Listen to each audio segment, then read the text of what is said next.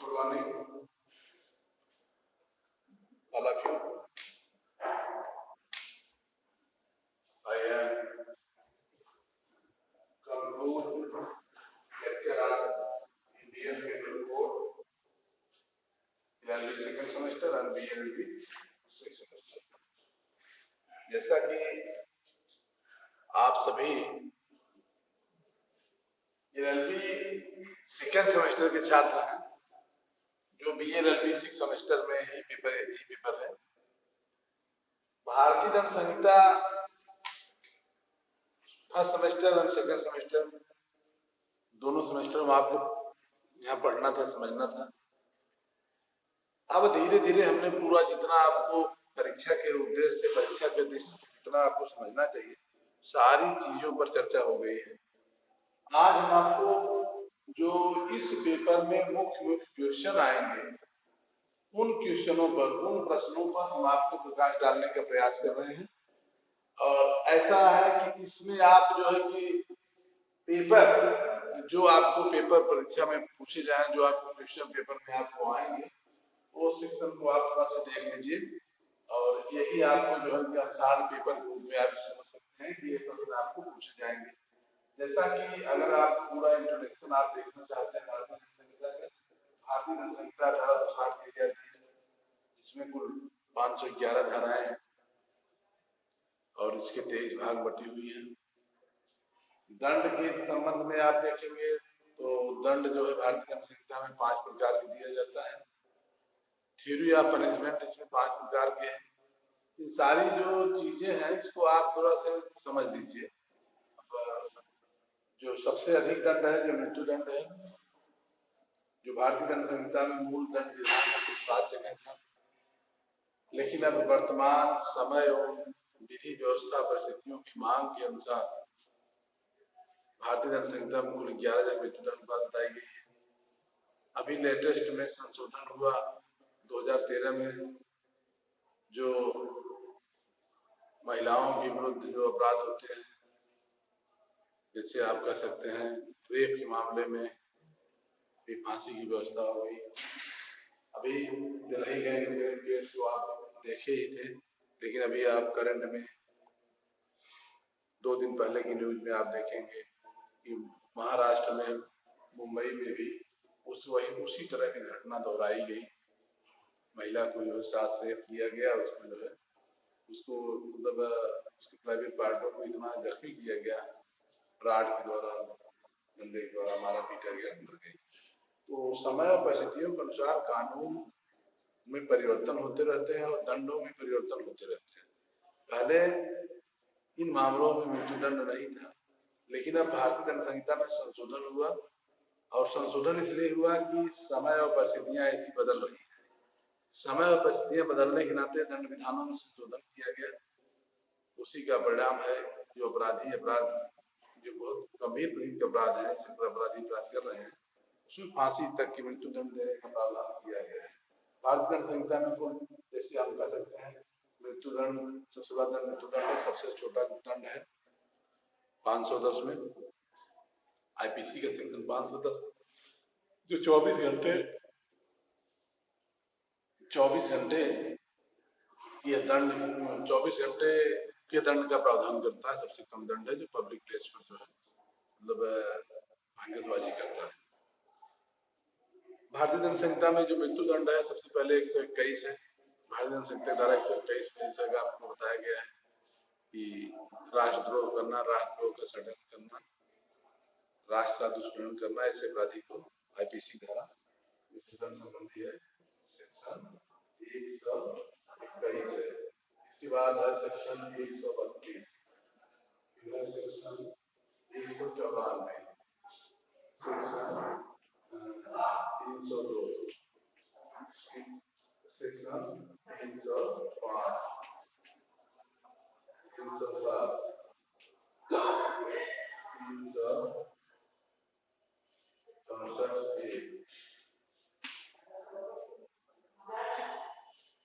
364, section 376, 377 ए,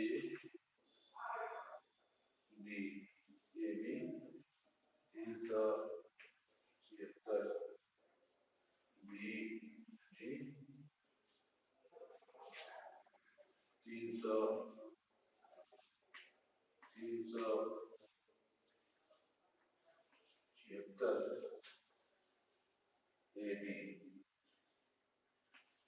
इस तरह से 396 इस तरह से तमाम धर्मों की व्यवस्था बताई गई। इसमें एक से बताया जो सैनिकों पर होता है, सैनिक विद्रोह कराते हैं, उसमें जो है कि सैनिक आपस में लड़ जाते हैं, टोली सैनिकों की टोली में जो है विद्वेष हो जाए, युद्ध हो जाए, जिससे ऐसे दुष्प्रेरक को मृत्युदंड दिया जाता है। 194 में है मिथ्या साक्ष्य देना। जो कोई मिथ्या साक्ष्य देगा, झूठी गवाही देगा, उसके लिए दंड का प्रावधान है। 302 में आपको पता ही है कि रेयर केसों में मृत्युदंड, ऐसे केसों में जो किसी की हत्या करता है उसको रेयर में मृत्युदंड की व्यवस्था बताई गई है। इसके बाद 305 है कि शिशु, पागल व्यक्ति या उन्मत्त व्यक्ति को आत्महत्या के लिए जो प्रेरित करेगा उसके लिए दंड की व्यवस्था बताई गई। 307 है कि आजीवन कारावास होते हुए यदि पुनः हत्या कर देता है उसके लिए दंड की व्यवस्था। 364 में है शिशु को लिए क्या करता है, किसी शिशु का अपहरण करता है, फिरैती के लिए, फिरैती नहीं मिलती, हत्या करता है। 376 में है मेंटल रेप है, बच्चियों के साथ जो 12 वर्ष से कम आयु बच्चियों हैं उनके लिए है। 376 भी है, 376 है जो मतलब आप कह सकते हैं कि एट वर्क प्लेस पर ऐसा है। तमाम तरह की इसको आपको विस्तार से आप 376 को आप पढ़ लीजिए, परीक्षा के दृष्टि से आपको जरूर पूछा जाएगा। 396 हत्या से डकैती, डकैत हत्या करते हैं, डकैती करते हैं, डकैती करने जाते हैं, हत्या करते हैं, उनको जो है फांसी तक की प्रावधान बताया गया। इस तरह से आप देख सकते हैं जो मृत्युदंड है, सबसे मतलब मृत्युदंड 5 प्रकार के हैं। मृत्युदंड, आजीवन कारावास, मृत्युदंड, कारावास दो तरह के, साधारण कारावास, कठोर कारावास। मृत्युदंड, आजीवन कारावास, साधारण कारावास, कठोर कारावास, प्रॉपर्टी जब्ती और कुर्की और फाइन। इस तरह से मृत्युदंड भारतीय संविधान दंड बताए गए हैं। दंड के सिद्धांत 5 प्रकार के बताए गए हैं, जैसे रिफॉर्मेटरी थ्योरी है, निवारणात्मक, निषेधात्मक, उपचारात्मक, सुधारात्मक, 5 प्रकार के दंड है। इस तरह सेंटर आइडिया कीजिए, आप ज्यादा से ज्यादा चीज जान लीजिए। और जहां तक आप इसको देखते हैं भारतीय जनसंहिता का चैप्टर 5 जो होता है वो जनरल सेक्शन का सामान्य अपवाद है। सामान्य अपवाद को आपको अच्छी तरह से फर्स्ट सेमेस्टर में आप पढ़े थे। सेक्शन 76 से लेकर 106 तक सामान्य अपवाद बताए गए हैं, जो कि ऐसे कंडीशन में यदि हम अपराध करते हैं तो ये सामान्य अपवाद जनरल एक्सेप्शन जो है ये हमको एग्जेम्प्टेड देते हैं, अपराध से हमको एग्जेम्प्टेड देते हैं। क्यों कि वहाँ 2 तरीके हैं, एक तो है जो है कि नेसेसिटी, आवश्यकता में है, दूसरा है जो है कि मतलब आप ऐसे कह सकते हैं कि जो सामान्य अपराध 2 कैटेगरी में बांटा गया। पहला है जैसे कि कोई व्यक्ति मतलब अपराध करता है तो यह न्याय संगत है, जस्टिफाइड होता है, एक न्याय संगत होता है। दूसरा जो है कि नेसेसिटी में होता है, जिससे अपनी शरीर और संपत्ति सुरक्षा में कब की हत्या कर देंगे तो अपराध नहीं है। इसको आप सेक्शन 100 103 में आप इसको देखें। इसी तरह से आप सारी चीजों को आप वहाँ समझ रहे हैं। अब आपको यहाँ पर जो सेकंड सेमेस्टर में था मानव शरीर के विरुद्ध पड़ने वाले अपराधों के विषय में चैप्टर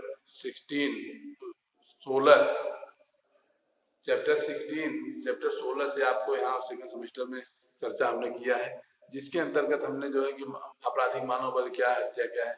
आपराधिक मानवबध के लिए हमने बहुत विस्तार से आपको बताया था। जो कोई व्यक्ति किसी व्यक्ति की मृत्यु कैद करने के आशय से या ऐसी शारीरिक क्षति कैद करने के आशय से जिससे जानता है मृत्यु कैद होना संभव है, कोई कार्य करके मृत्यु कैद करता है तो आपराधिक मानवबध करता है। हत्या में है कि आपराधिक परिस्थितियों को छोड़कर प्रत्येक आपराधिक मानवबध हत्या है। इसमें जो है कि अचानक लड़ाई झगड़ा है और जो है कि उसमें कब आपराधिक मानवबध हत्या नहीं है, इसके लिए हम आपको बता चुके हैं विस्तार से। एक मिनट देखिए, आपराधिक मानवबध कब हत्या नहीं है। आपराधिक मानवबध हत्या तब नहीं है जब वह गंभीर और अचानक प्रकोपन में हो जाए। गंभीर और अचानक हत्या होती है तो आपराधिक मानवबध हो जाता है, हत्या नहीं होता। ध्यान दीजिए, पेपर में आपको आएगा आपराधिक मानवबध हत्या किसे कहते हैं, कब कोई हत्या आपराधिक मानवबध है। अर्थात कब कोई आपराधिक मानववध हत्या नहीं होता है, ऐसे कह सकते हैं। पहला है गंभीर और अचानक प्रकोपन, जब कोई व्यक्ति गंभीर और अचानक प्रकोपन में मतलब यह गंभीर और अचानक प्रकोपन में आत्मसंयम शक्ति से वंचित हो जाता है तो आपराधिक मानववध होता है, हत्या नहीं होता है। दूसरा है प्राइवेट शरीर अपने शरीर एवं संपत्ति के प्राइवेट प्रतिष्ठा के अधिकार में यदि हत्या होती है तो वह आपराधिक मानववध श्रेणी में आएगा, हत्या की श्रेणी में नहीं आएगा। अब आपको यहाँ पर आप ये चीज समझ सकते हैं कि प्राइवेट प्रतिष्ठा का अधिकार सेक्शन 100 103 जो हम बताया, सेक्शन 100 में 7 कंडीशन बताए गए हैं कि परिस्थितियों में यदि कोई हमला करता है तो उस हमलावर को यदि हत्या उस हमलावर को अगर मार देते हैं, मर जाता है तो आपराधिक मानववध होता है, मतलब वहां पर हत्या के लिए नहीं दोषी माना गया है। इसी के साथ हम देखते हैं तीसरा है आपराधिक मानववध कब हत्या नहीं है। आपराधिक मानववध तब हत्या नहीं है जब लोक सेवक अपने जो है कि कर्तव्य का निर्वहन कर रहा था। चौथा है आपराधिक मानववध कब हत्या नहीं है। आपराधिक मानववध ये जो है अचानक लड़ाई झगड़े के परिणाम स्वरूप हो जाता है तो आपराधिक मानववध हत्या नहीं है। पांचवा अपवाद बताया गया था आपराधिक मानववध कब हत्या नहीं है, जब वह मृत्यु सहन करने के लिए 18 वर्ष अधिक है और मृत्यु को सहन करने के लिए वह जो है कंसेंट देता है तो आपराधिक मानववध होगा, हत्या नहीं। से दशरथ पासवान केस में बताया गया था कि बार बार परीक्षा फेल होता था, अपनी पत्नी के साथ जो है कि आप विचार बना करके कि हम दोनों लोग मर जाते हैं, और वो क्या करता है कि जहर पी लेता है, उसकी पत्नी को जहर पी लेती है, ये भी जो है कि जहर पीता है, संजोग से बच जाता है। इसने कहा कि मुकदमा चलता है तो आपराधिक मानववध श्रेणी में आता है, इसको आप देख लीजिएगा। इसी के साथ साथ आपको जो है यहाँ पर हमने आपको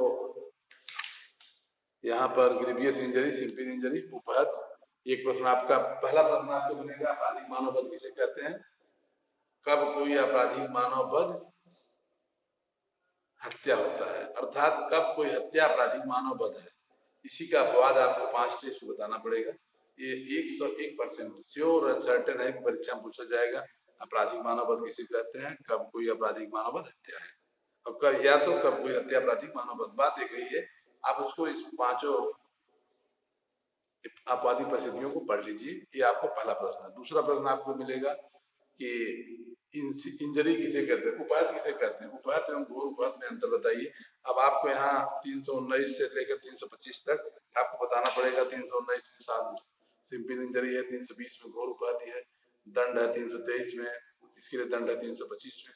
ये सारी चीजें आपको यहाँ बताना पड़ेगा 319 से 325 तक। उपहत क्या है, घोर उपहत क्या है, ये आपको परीक्षा में पूछा जाएगा, ये भी हम आप चर्चा कर चुके हैं। इसके बाद आपको जो है कि सदोष अवरोध क्या है, सदोष विरोध क्या है, परीक्षा में भी पूछा जाएगा। सदोष अवरोध कहते हैं, सदोष विरोध कहते हैं।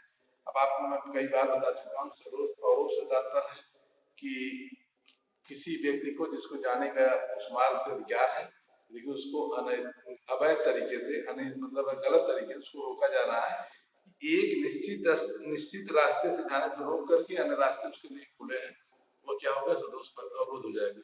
सदोष पैरोध, रांगफुल रिस्ट्रिक्शन, सदोष पैरोध मतलब हो जाएगा कि वह जो है कि एक मतलब उसको एक स्थान पे बंद कर दिया, कॉलेज है, कॉलेज में छत पे चढ़ा करके सीढ़ी से बंद कर दिया जाए तो सदोष पैरोध हो गया।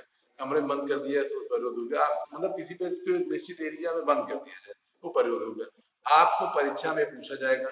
आप देखिए ऐसा है कि आप यहाँ परीक्षा के दृष्टि से जो क्वेश्चन आएंगे उस पर आप चर्चा कर रहे हैं। इस वीडियो के माध्यम से LLB सेकंड सेमेस्टर के जितने भी आप छात्र हैं सबको आप सभी लोग इसको मतलब क्वेश्चन वाइज में आप इसको तैयार कर लीजिए।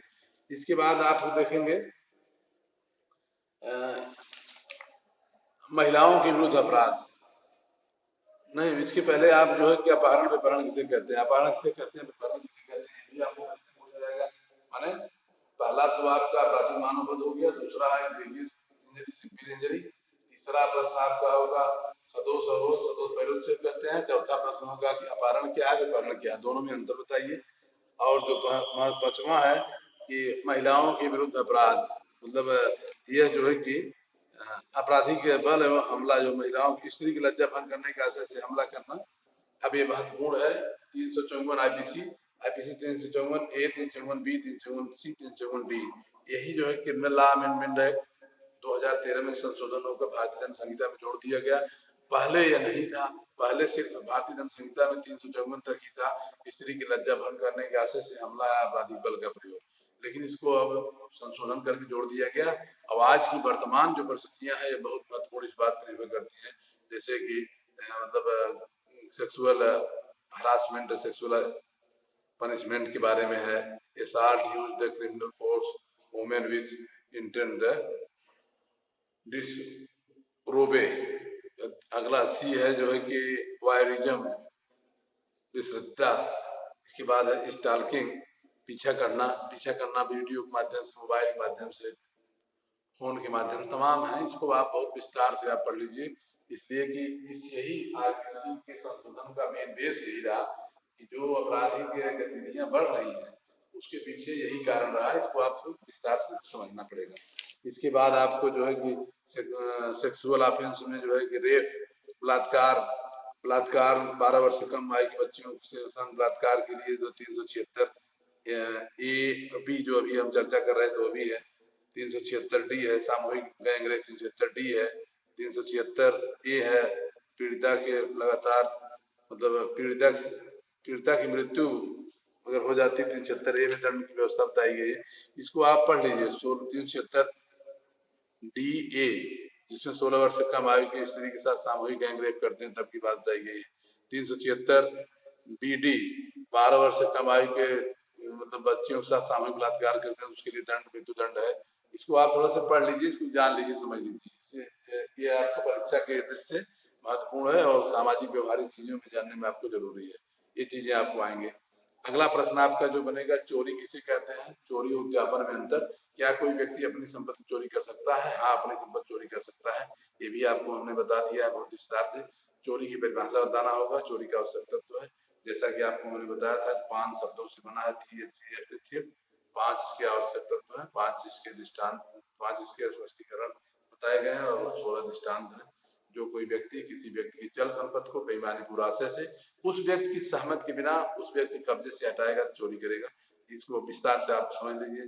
चोरी संपत्ति विरुद्ध अपराध 4 तरीके बताए थे हमने, चोरी, उद्यापन, लूट और डकैती।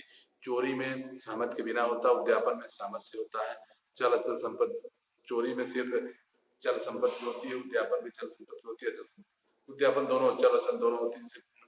धमकी देता है कि अगर अपना जमीन आप नहीं लिख देते हैं तो आपका बच्चा हमारे टोली के कब्जे में है, उसको मार दिया जाएगा। तो यहाँ धमकी से वो कर देता है, रजिस्ट्री करता है, बैनामा कर देता है। तो चोरी हो गया, उद्यापन हो गया, लूट हो गया। लूट में बल का प्रयोग होता है। बल का प्रयोग करके मतलब सहमति से बल का प्रयोग करके मार करके छीन के ले लेना मतलब लूट है। जैसे कि आप बताए थे 378 परिभाषा, 379, 383, 390, 392। चोरी, उद्यापन, लूट, डकैती। अब डकैती के लिए 390 में वहां परिभाषित बताया गया है, लूट के लिए 390 में परिभाषा है, 92 में दंड है। डकैती के लिए 391 में बताया गया परिभाषा, 394, 95 में डकैती के लिए दंड है। अब डकैती में क्या होता है कि जब लूट वाले में व्यक्तियों की संख्या 4 से जो ही अधिक हो जाएगी तो डकैती हो जाएगी। मतलब 4 व्यक्ति तक लूटते हैं तो वो क्या होगा, लूट हो जाएगा। व्यक्तियों की संख्या जो ही 4 से अधिक हो गई तो डकैती हो जाएगी। आपको परीक्षा में पूछा जाएगा, चोरी, उद्यापन, लूट और डकैती। इसके बाद संपत्ति का आपराधिक न्यास भंग और आपराधिक दुरुपयोग 100% पूछा जाएगा। 403 और 405 इसको हमने आपको विस्तार से बताया था, बेईमानी पूर्ण संपत्ति का दुरुपयोग करना। इसको भी आप पढ़ लीजिए। इसके बाद छल, अभी कल ही हम आपको बताया था छल की परिभाषा, छल के आवश्यक तत्व, जिसमें 419, 420, 771 चीजें। रिष्ट के विषय में हमने आपको चर्चा कर किया है।